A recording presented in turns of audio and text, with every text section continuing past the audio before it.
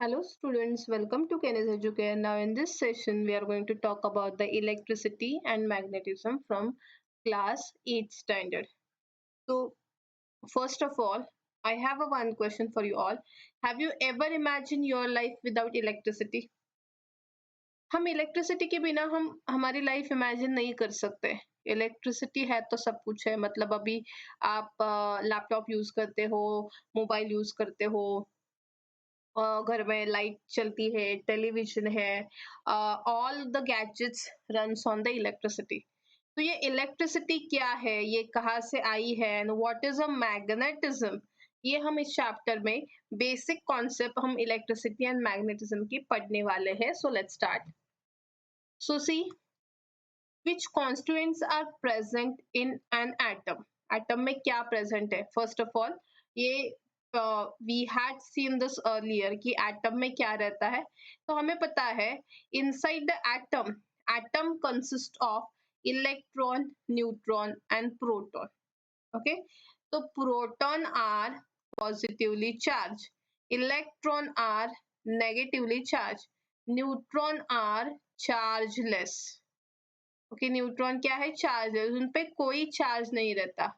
ये जो प्रोटॉन है एंड ये जो न्यूट्रॉन है, they always present inside the nucleus.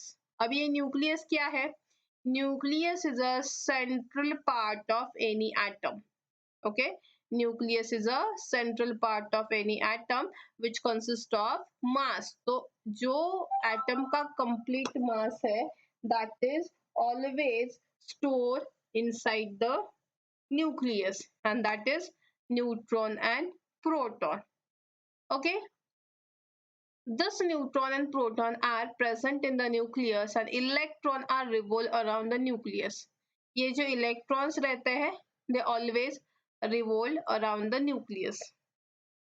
Okay, तो protons positively charged, neutrons chargeless and electrons are negatively charged. ये जो present रहते हैं atom में. Now will talk about the current electricity. तो करंट इलेक्ट्रिसिटी के बारे में जैसे हमने बोला है कि will talk about the current concept. Okay, जब लाइटनिंग होती है तो आप you can able to see the light. Okay, that is simply the large current flows when lightning takes place from the cloud to the ground. Okay, and ये sensation हम कैसे consider कर सकते हैं? The sensation is felt by us due to the microscopically small current flowing to the brain.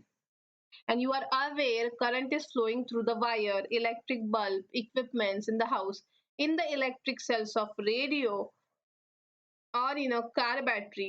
A current is produced by the flow of both negatively and positively charged. आप कोई भी charge ले लो. See, I have told you there are positive and negative charge. There are, so this positive charge and negative charge both are responsible for current. जब भी positive charge and जब भी negative charge किसी भी device से flow होता है तो eight that time current form होता है. ओके, एंड ये करंट क्यों फॉर्म होता है? ओके, ये करंट फॉर्म होने के लिए भी we need to give external potential, that is electrostatic potential. उसे हम क्या बोलते हैं? Electrostatic potential. तो ये इलेक्ट्रोस्टैटिक पोटेंशियल है क्या? इट इज सिंपली, अगर आपने कभी वाटरफॉल देखा है, if you have ever seen the waterfall, so water always flow from high height to lower height, मतलब ऊपर से नीचे. ओके, हाइट से वाटर नीचे गिरता है. So water always flow from higher level to lower level.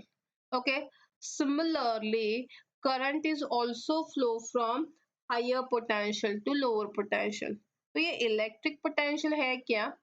There is a tendency of the positive charge to flow from one point to another point. Okay, so charge flow होता है from one point to another point and that decide the electrostatic potential. वो क्या decide करता है? It simply decides the electrostatic potential. अभी if I talk about the electrostatic potential, तो यहाँ पे मान लो we are considering a conductor.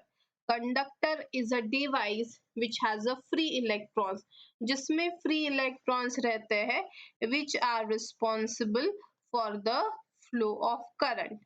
Okay, तो अगर ये इलेक्ट्रॉन्स responsible है for the flow of current, so in that case what we have to do, we have to apply the potential to this। यहाँ पे हमें इसको potential देना पड़ता है।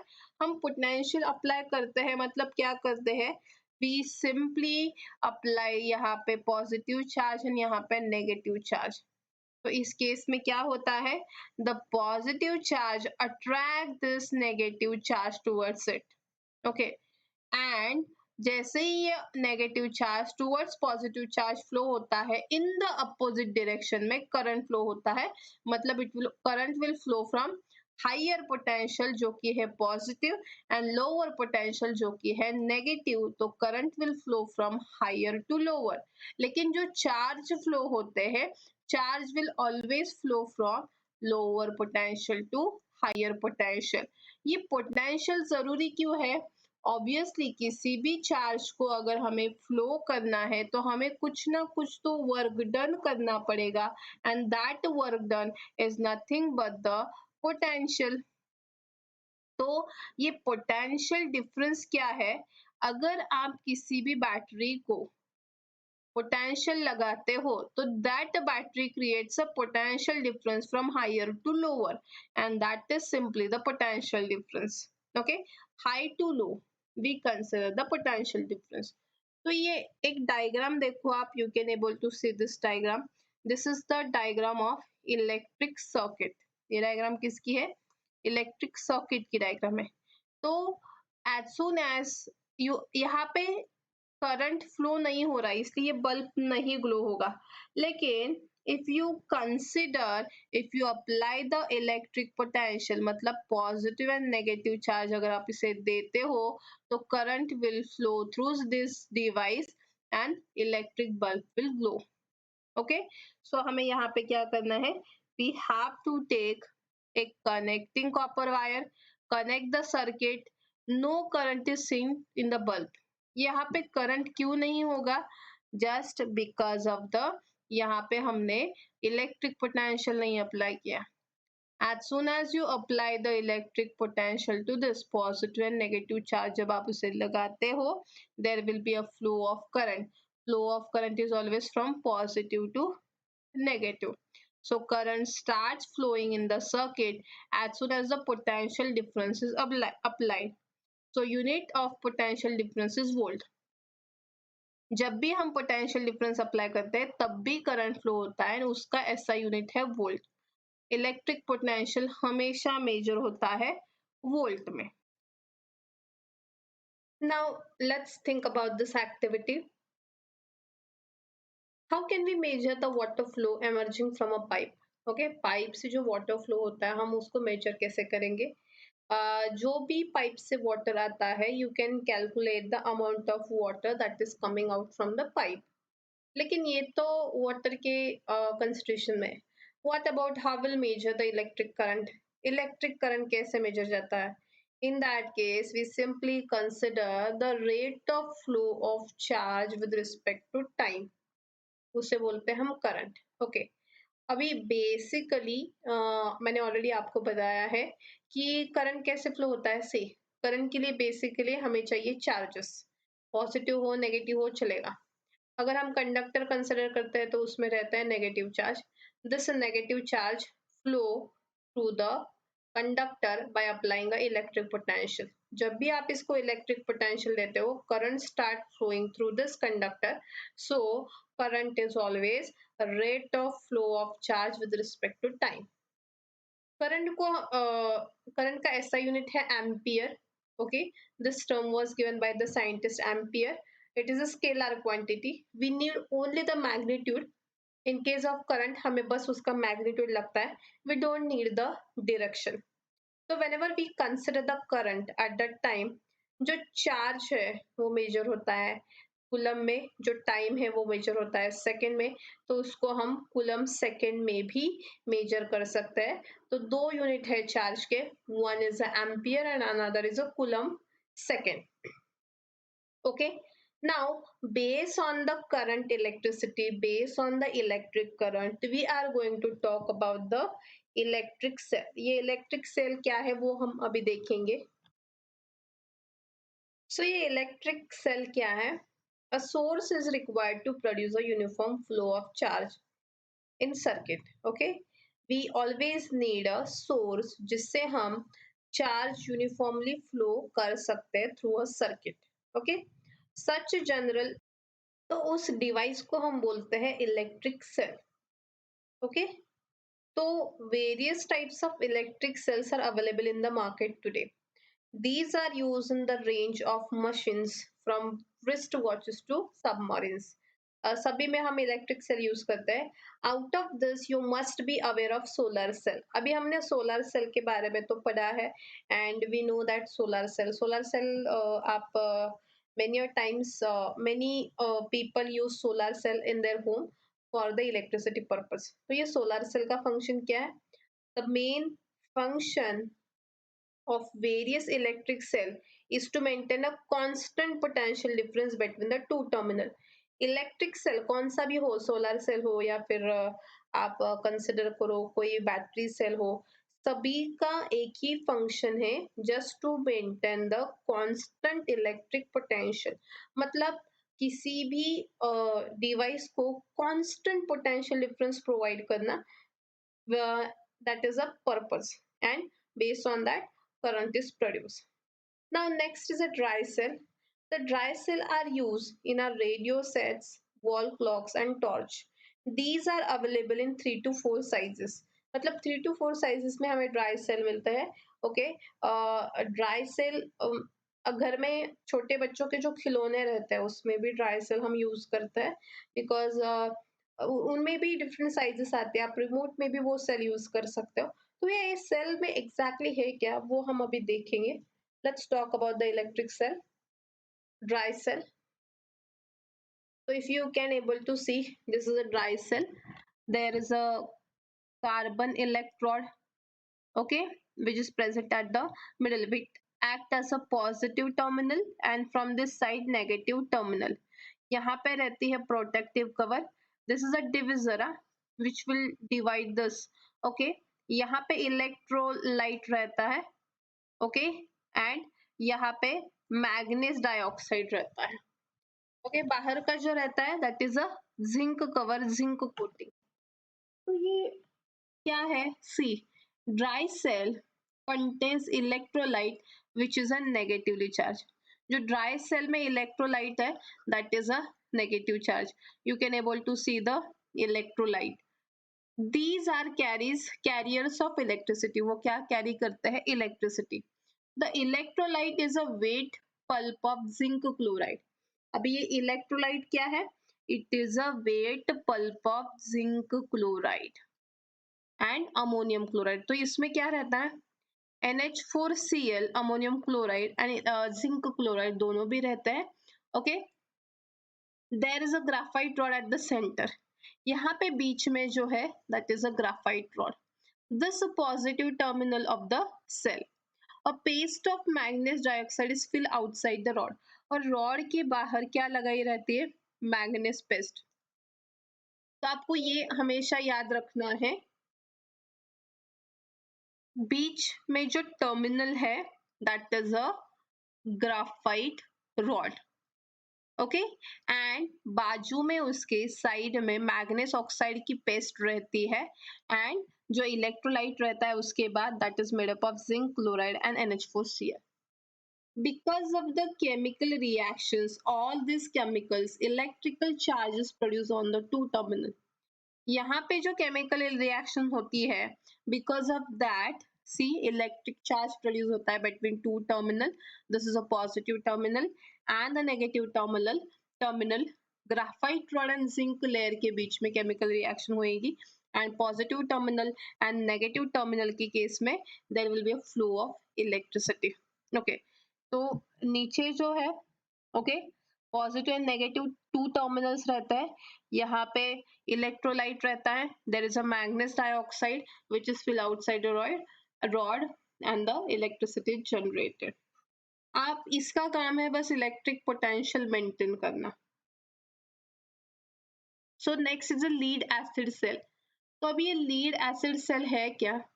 Lead acid cell is made up of two terminal obviously.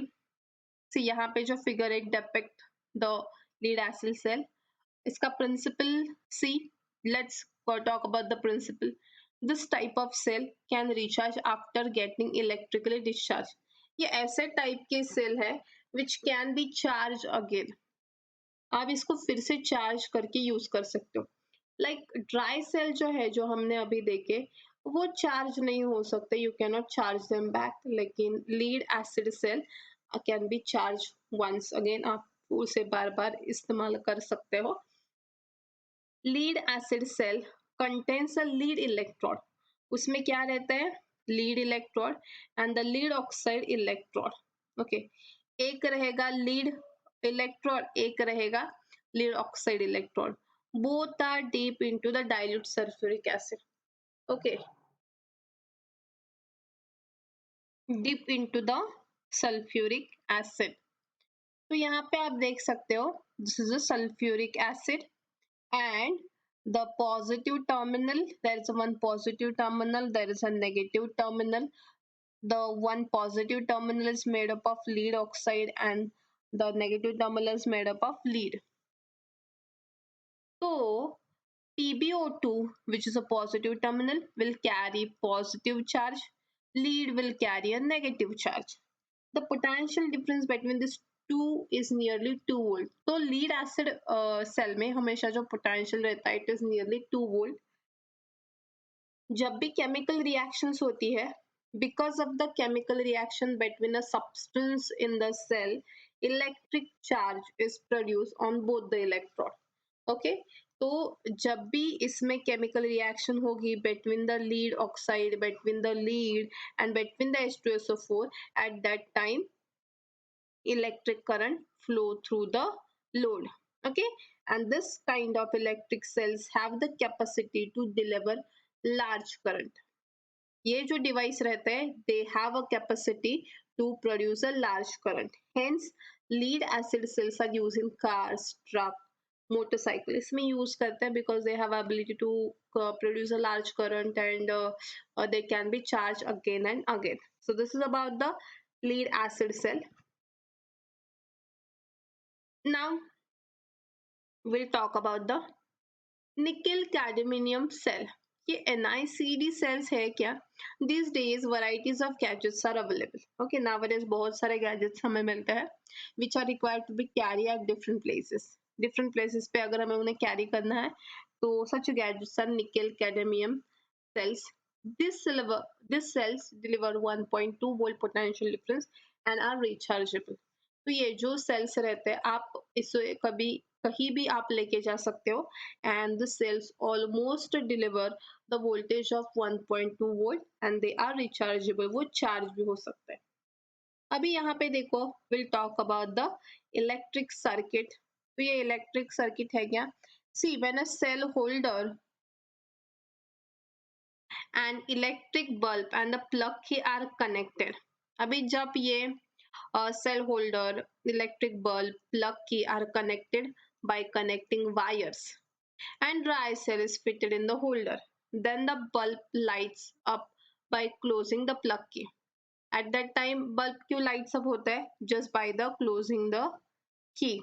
Okay, this means that the current flows through the circuit and the bulb lights up. Okay, तो जब भी आप इस की को ऑफ ऑन करोगे, at that time there will be a flow of current through the circuit. Okay, and on the removal of the cell, electric current flowing through the circuit stops as indicated bulb which ceases to glow. तो जब भी आप cell को निकालोगे, मतलब battery को निकालोगे, at that time there will be no flow of current, flow नहीं होगा, तो in that case bulb glow भी नहीं होगा. इस टाइप ऑफ कनेक्शन को, इलेक्ट्रिकल कंपोनेंट्स को हम इलेक्ट्रिक सर्किट थ्रू कंसिडर करते हैं. Plug key is a one component, cell is another component, electric bulb is also another component. See, electrical circuit is also used in the home supply. हम ये electric circuit home supply में भी use कर सकते हैं. However, the electricity supply is made from outside instead of the electric cells, and you will learn this in later about the electric circuits in detail. We'll talk about the connecting cells now. अभी connecting cells क्या है? जब भी आप dry cells को connect करते हो, see, you must have seen more than one electric cell connected in an electrical circuit. In the transistor radio, 2 to 3 dry cells are seen to be connected in series. अगर हम transistor radio consider करते हैं तो in that case 2 to 3 dry cells are seen to be connected. क्या purpose है इसका? The purpose of doing this is to obtain more potential difference than that of the single cell. Therefore, it is possible to obtain higher current if the cells are connected. Okay, the connections of cell is known as a battery of cell. अगर हमें high current चाहिए तो obviously हमें बहुत सारे sales को हम combine कर सकते हैं. बहुत सारे सेल्स को कंबाइन करके we will get more potential मतलब ज्यादा करंट. ओके, सो इस सीरीज इस कॉम्बिनेशन को हम बैटरी ऑफ सेल्स भी बोल सकते हैं. इस सीरीज कनेक्शन में positive terminal of one cell, एक का positive terminal is connected to the negative terminal of the second one. Okay, तो मतलब in that case positive terminal if this connected to the second cell, negative तो and the third का connect होगा fourth से. तो ऐसे ही you can connect many cells just to get the potential difference. So if each cell has a potential difference 1 volt, the potential difference of 3 cell will be 3 volt. Obviously 3 cells अगर आप combine करते हो, okay, कैसे combine करोगे? एक का positive terminal is connected to the second का negative terminal, इसका positive terminal is connected to third का negative terminal. So in this way you can connect the cells and you can get more potential. अगर आप साथ में 2 cells combine करते हो जिनकी खुद की एक कैपेसिटी 1 वोल्ट है 1 वोल्ट है तो टोटल बैटरी सेल होगी 2 वोल्ट की. अगर आप 4 को कनेक्ट करते हो हैविंग 1 वोल्ट ईच तो वो 4 वोल्ट रहेगा. अगर आप 3 को कनेक्ट करते हो तो 3 वोल्ट रहेगा. So total potential difference get combine. Okay, now ये एक्टिविटी हमें करनी है. We are going to consider one activity. See what is a magnetic effects of electric current. अभी ये magnetic effects of electric current क्या है? सी, take the inside tray of an used up matchbox, place a small magnetic needle inside the tray. Okay, हमें क्या करना है? एक match box लेनी है. Okay, inside the tray of a used match box है and small magnetic needle inside the tray. तो उस ट्रे में हमें एक स्मॉल मैग्नेटिक नीडल डालनी है जो मैच बॉक्स का ट्रे है. Okay, now what we are going to do.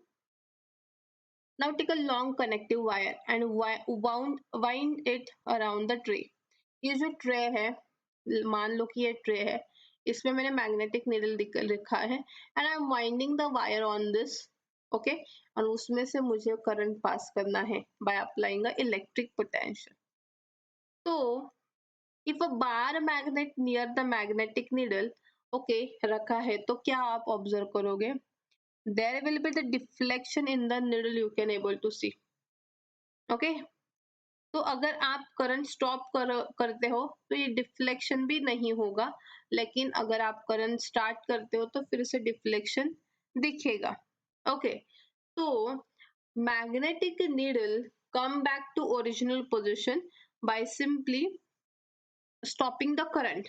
Okay, जब आप उसे करंट देते हो तो ऑब्वियसली इसमें मैग्नेटिक नीडल का डिफ्लेक्शन होगा. तो ये क्यों होता है? Always remember, magnetic needle changes its direction when a current starts flowing through the circuit. This means that magnetic field is created when an electric current flows through a wire. किसी भी wire से आप जब electric current flow करते हो तो there is a generation of magnetic field. क्या generate होता है? there is a generation of magnetic field associated with the coil. तो ये इस मैग्नेटिक फील्ड की वजह से ये जो निडल है वो भी डिफ्लेक्ट होती है. Okay, so we can say when a current is passed through the electric wire, the magnetic field is produced around the wire, and उस magnetic field के वजह से ये current मैग्नेटिक फील्ड की वजह से मैग्नेटिक नीडल डिफ्लेक्ट होता है. See, if you consider the magnetic effects of electric current, okay, so always remember current is always rate of flow of charge. So I is always equal to Q by T. Okay, इस current के वजह से there is a generation of magnetic field. तो उसकी वजह से क्या generate होता है? Magnetic field. So this is a simple way to understand the term of current. अगर मैं इसको एक्सप्लेन करती हूँ proper, just to understand the formula, see I is equal to Q by T. Okay, इसको ऐसे triangle में दिया जाता है. Just to know, I is equal to Q by T, Q is equal to I T and t is equal to q by I. In this way आप ऐसे लिख सकते हो. So this is about the just a short technique to understand the formula. लेकिन ये जो current है इसकी वजह से ही magnetic field generate होता है, and magnetic field generate होता है, that's why magnetic needle move होती है. यहाँ पे देखो, अभी हमें क्या करना है? Take a meter long flexible copper wire having a resistive coating and wind tightly on a long iron screw. तो यहाँ पे देखो, यहाँ इस डायग्राम में ये क्लियर हो सकता है. इस वायर को आपको इसको इसके ऊपर टाइटली वाउंड करना है and that needs to be connected to the battery. अभी देखो, connect the two ends of the wire in a circuit as shown. Also connect, उसको हमें किससे कनेक्ट करना है? Also connect that to the electric cell. Okay, जैसा मैंने अभी बताया आपको. Keep 2 4 iron pin small nails near the screw. Now start the current in the circuit. अभी मैं आपको यहाँ पे क्या बता रही हूँ. सी, जैसे ही आप इसके थ्रू करंट पास करोगे तो इसके through current wire through current तो पास होगा, लेकिन there will be a generation of magnetic field. Okay, due to the current flowing through the circuit. उसकी वजह से क्या जनरेट होगा? मैग्नेटिक फील्ड जनरेट होगा. अगर मैग्नेटिक फील्ड जनरेट होता है, that indicates simply there is a magnetic field in the coil, and coil की वजह से इस नेल में भी वो मैग्नेटिक फील्ड आता है. अगर इसके पास अगर आप कोई दूसरी पिन लाते हो, it will get attracted just due to the magnetic field associated with the coil, क्योंकि उससे करंट पास हुआ, करंट की वजह से मैग्नेटिक फील्ड जनरेट हुआ इन द वायर, एंड वो मैग्नेटिक फील्ड जनरेट हुआ किसमें? मतलब वो इंड्यूस हुआ किसमें? इस नेल में, इस आयन नेल में वो मैग्नेटिक फील्ड इंड्यूस हुआ, and due to that other nails get attracted. जैसे ही आप उसमें से करंट स्टॉप करते हो, दिस मैग्नेटिज्म वैनिश. अब अगर आप करंट फ्लो करोगे तो वहां पे मैग्नेटिज्म होगा, अगर करंट स्टॉप करोगे तो मैग्नेटिज्म वैनिश होगा, and the system of coil and the screw is called electromagnet. इसको हम बोलते हैं इलेक्ट्रोमैग्नेट. क्यों इलेक्ट्रोमैग्नेट बोलते हैं? वेरी सिंपल, करंट पास करोगे कॉइल थ्रू. अभी whenever the current is passed through the coil, magnetic field generated in the wire. तो इस वायर में मैग्नेटिक फील्ड जनरेट होगा, एंड ये मैग्नेटिक फील्ड इंड्यूस होगा इस आयन स्क्रू में. ओके, एंड ये जो सिस्टम है, ये कॉइल सिस्टम एंड ये आयन स्क्रू, इसको हम बोलते हैं electromagnet. Magnetism induce due to the electric current.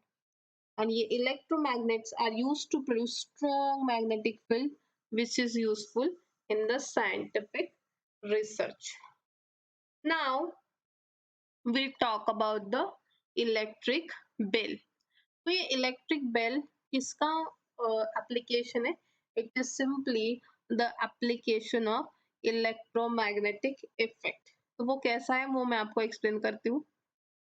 So many of you must have seen the simple electric doorbell. Okay, तो ये simple electric doorbell किसका application है? It is application of electromagnet. Open such a bell which is out of the order. Okay, यहाँ पे देखो ये electric bell है. इसमें क्या है? सी ये बेल है.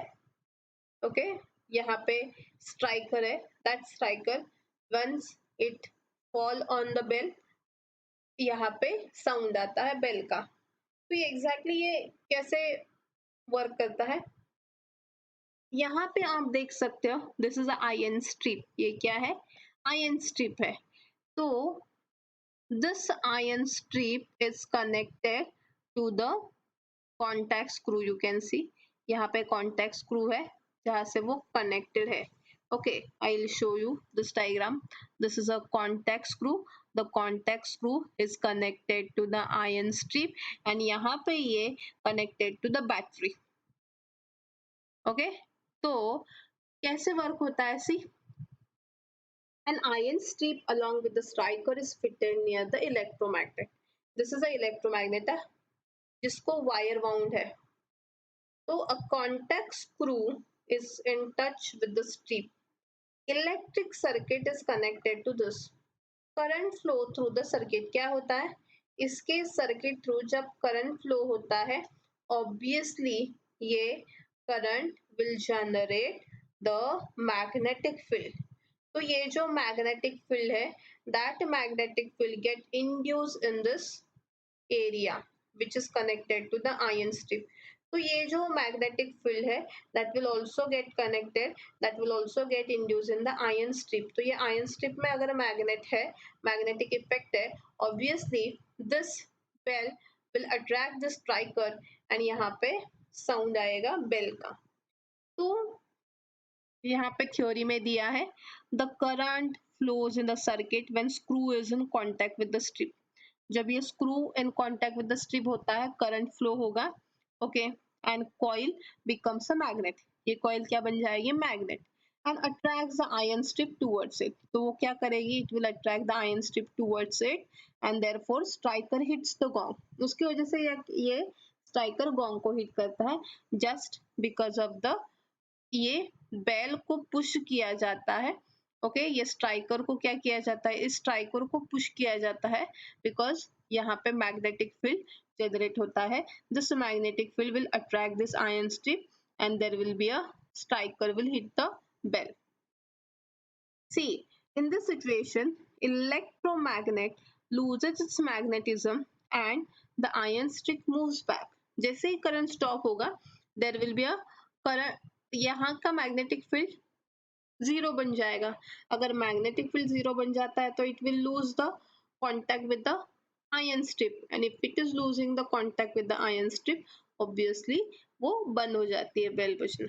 So electric current is then immediately restored and again the striker hits the gong by the above process when the current flows through it. तो जब भी उसमें करंट फ्लो होगा obviously तब magnetism produce होगा. So this is about the electric bell. Is in this way the electric bell work होती है.